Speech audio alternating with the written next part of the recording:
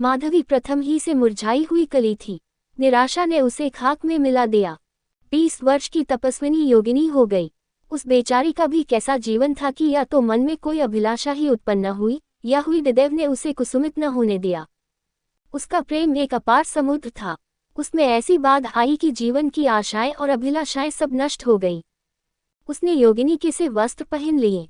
वह सांसारिक बंधनों से मुक्त हो गई। संसार इन्हीं इच्छाओं और आशाओं का दूसरा नाम है।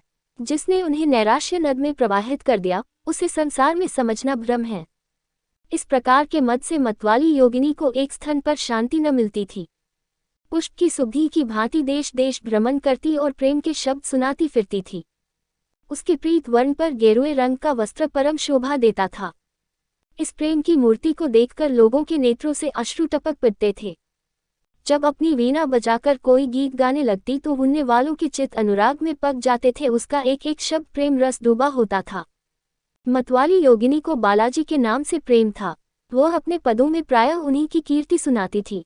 जिस दिन से उसने योगिनी का वेश धारण किया और लोकलाज को प्रेम के लिए परित्याग कर दिया, उसी दिन से उसकी जिह्वा पर माता सरस्वती बैठ गई।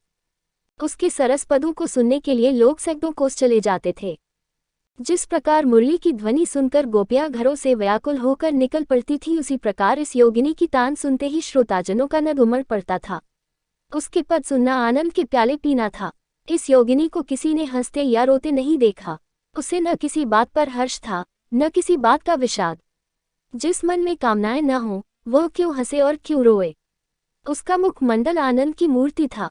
उस पर दृष्टि पड़ते ही दर्शक के नेत्र पवित्र आनंद से परिपूर्ण हो जाते थे।